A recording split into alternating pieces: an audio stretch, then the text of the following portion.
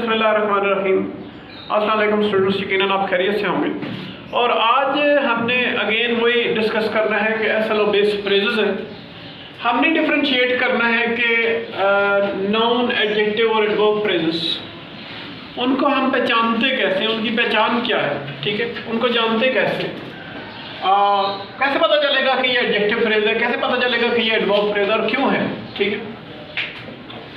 यहाँ पे फर्स्ट वाला ही but a head of green colour, ठीक है।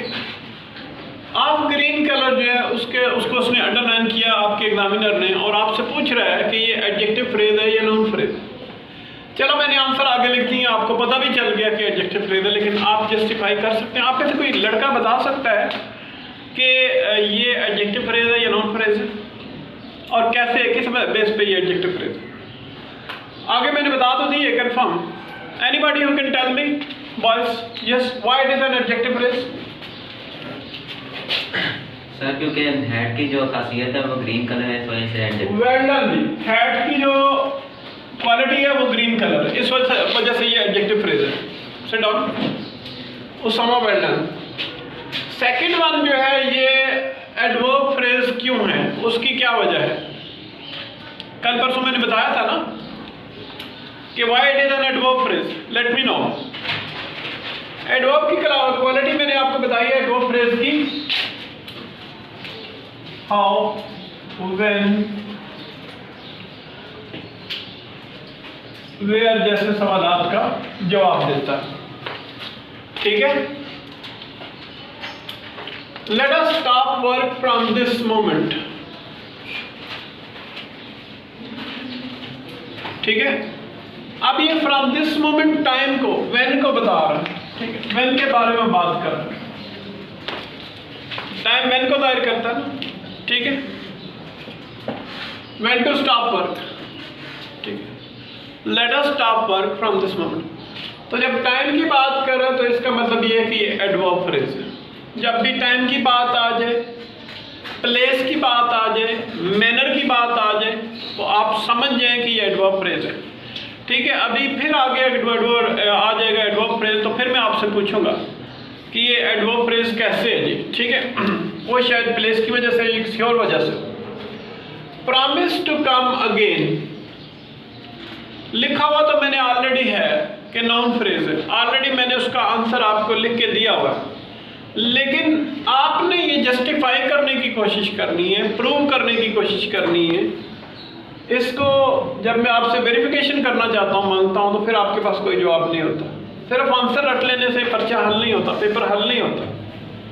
जब तक आपको उसकी जस्टिफिकेशन ना आए, जब तक आपको उसकी अंडरस्टैंडिंग ना हो, तब तक ये कुछ भी नहीं। आप हजारों रट लेंगे, एग्जामिनर ने बिल्कुल नया बना के दे देना, फायदा नहीं। तो आप जब तक उसकी जस्टिफिकेशन नहीं दे सकते, उस वक्त तक अंडरस्टैंडिंग आपके पास नहीं आती, उसका फायदा नहीं जी। नाउन फ्रेज है तो कैसे है, किस बेस पे? मैंने रूल्स आपको बताए थे। नाउन फ्रेज की डेफिनेशन किसको पता है? मैंने लिखाई थी, और नोट्स निकाल के रख लें जिन पे मैंने नाउन फ्रेज की डेफिनेशन लिखाई थी, या ऐसे तो बानी बताई थी। जिसने वीडियो देखी होगी दोबारा उसे तो पता होगा जी। Anybody? No one is there? चलो मैं बता देता हूं कि नाउन फ्रेज जो है वो हमेशा वर्ब के सब्जेक्ट के तौर पे या ऑब्जेक्ट के तौर पे काम करता है। प्रॉमिस वर्ब है, ठीक है। What is promise? It's a verb. इस वर्ब का ऑब्जेक्ट जो है ये नाउन फ्रेज,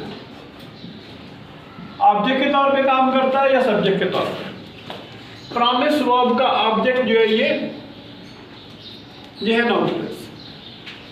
इसकी मैंने आसान सी आपको डेफिनेशन बता दी कि वर्ब के सब्जेक्ट के तौर पे काम करता है या ऑब्जेक्ट के तौर पे। और आपने सिर्फ ये जज करना है कि इससे पहले कौन सा वर्ड आ रहा है, वहां से आपको पता चलेगा।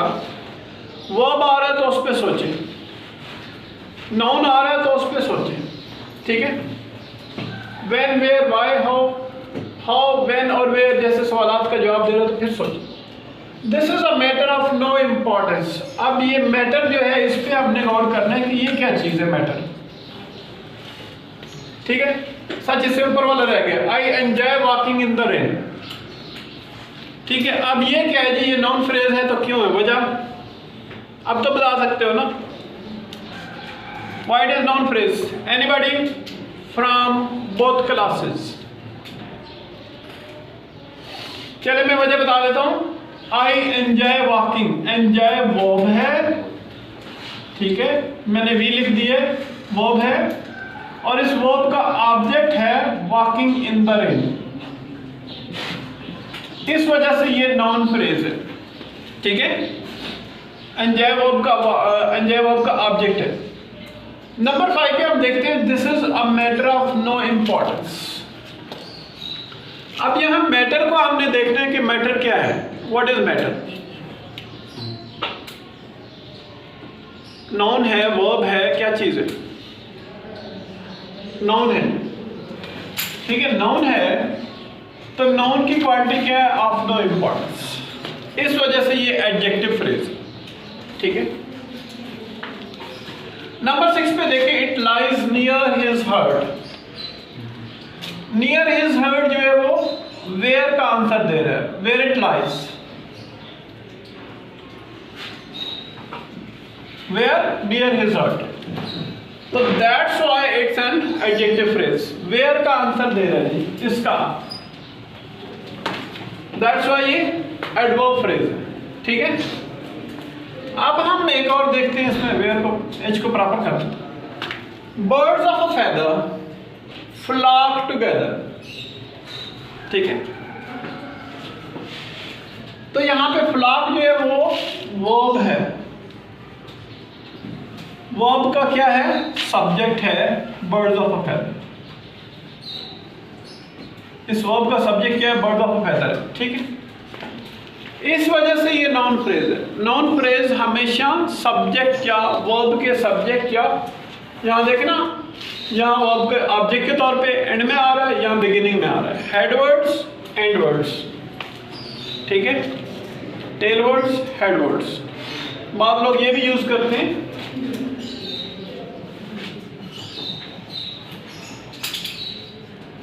टेल वर्ड्स हेड वर्ड्स, लेकिन ये कोई पेटेंट फार्मूला नहीं, ठीक है। टेल वर्ड्स तो ये भी आ रहे हैं,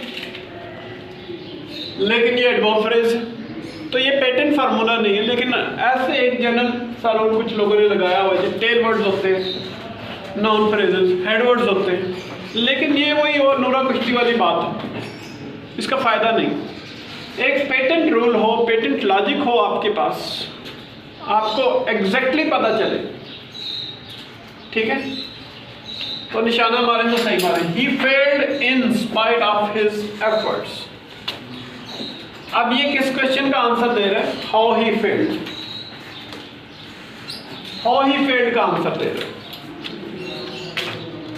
कैसे वो फेल हुआ, in spite of his efforts, he failed in spite of his efforts. How का जब आंसर दे रहा है तो इसका मतलब ये है कि ये एडवर्ब फ्रेज, क्लियर जी। आगे चलते हैं, it grieved me to hear of your illness. अच्छा, इट ग्रीव्ड मी, ग्रीव्ड का ग्रीव्ड वर्ब है और इसका ये ऑब्जेक्ट है, ये क्या बन गया, नाउन फ्रेज। ग्रीव्ड वर्ड का ऑब्जेक्ट है, इस वजह से ये नाउन फ्रेज बन गया। नंबर 10 पे कहता है, he speaks like a born orator. How he speaks, how question का आंसर दे रहा है, हाउ का आंसर ये दे रहा है, यहां पे एक बॉर्न ओरेटर की तरह बोलता है, ठीक, तो जहां हाउ का आंसर दे रहा है वो क्या बन गया जी, एडवर्ब, ठीक है, एडवर्ब फ्रेज है। ये सारे जो हैं ये एडवर्ब को आइडेंटिफाई करने के लिए, ठीक है, to identify adverb.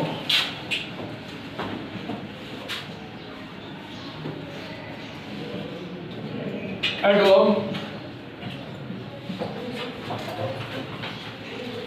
phrases, pose these questions to yourself। तो ये सवालात आपने अपने आप से पूछने हैं अगर आपने एडवर्ब फ्रेजेस को आइडेंटिफाई करना है तो ये क्वेश्चन आपने पूछने, आपको पता चल जाएगा कि एडवर्ब फ्रेज और नाउन फ्रेज क्या चीज़ है। ठीक है, मुझे उम्मीद है कि आपको अच्छी तरह समझ आ गया होगा। इसकी प्रैक्टिस करें, इसका वीडियो को बार बार देखें, बार बार देखेंगे या इसके बारे में रिसर्च करेंगे नेट पे, इसकी रीडिंग करेंगे इस हवाले से, तो फिर आपको जजमेंट हो जाएगी कि नाउन फ्रेज को, एडवर्ब फ्रेज को और एडजेक्टिव फ्रेज को कैसे आइडेंटिफाई करते हैं। अगर बार बार वीडियो देखने से भी ना समझ आए तो फिर ये है कि शायद मेरी ट्यून जो है आपकी ट्यून के साथ मैच नहीं कर रही, मिसमैचिंग हो रही। आप कोई और सोर्स तलाश कर रहे हैं, कहीं वेबसाइट पे चले जाएं, noun phrase, adjective phrase, adverb phrase difference ऊपर लिखते हैं गूगल में, तो वहाँ से वो बेशुमार साइट्स ऐसी निकल जाएगी जहाँ इनकी एक्सप्लेनेशन मौजूद हो। वहाँ से आप देख लें, कोई और वीडियो देख लें। मैं ये नहीं कहता कि बार बार मेरी वीडियो देखें, किसी और वीडियो से देख लें, वहाँ से आपको हो सकता है अंडरस्टैंडिंग मिल जाए। ठीक है, हर बंदे को हर बंदे से समझ नहीं आती। ठीक है, तो इसके लिए कोई और वीडियो, मैं खुद भी यही करता हूँ कि अगर मुझे ग्रामर की कोई चीज़ समझ ना आ रही हो तो एक वीडियो देखता हूँ, वहाँ से मुझे अंडरस्टैंडिंग अच्छी ना मिले, मैं कोई और वीडियो देख लेता हूँ, फिर कोई और वीडियो देख लेता हूँ। ठीक है, बिल्कुल मैं किसी भी स्टूडेंट को मैं लिमिट नहीं करता, बाउंड नहीं करता कि मेरी ही वीडियोस देखें। जहाँ से आपको अच्छी अंडरस्टैंडिंग मिले वो वाली वीडियोस आप देखें। ठीक है, तो ये कोई बंदे को नैरो माइंडेडनेस नहीं रखनी चाहिए कि जी नहीं फलां चैनल नहीं देखना, जी फलां चैनल नहीं, जी देखो सब चैनल देखो, सब इल्म बांटते हैं, सारे चैनल से इल्म बांटते हैं। हमसे भी बड़े अच्छे, बहुत अच्छे अच्छे पढ़ाने वाले मौजूद हैं यहाँ पर। ठीक है, तो जिसकी आपको समझ आती है आप उसकी वीडियो देखिए, अंडरस्टैंडिंग लें, दैट्स इट। ठीक है, तो ठीक है, इस चैनल को लाइक सब्सक्राइब कर लें और अपने फ्रेंड्स के साथ शेयर भी कर लें ताकि मेरे आने वाले वीडियोज़ की नोटिफिकेशन आपको मुसलसल मिलते रहे। Have a nice time. अल्लाह हाफ़िज़।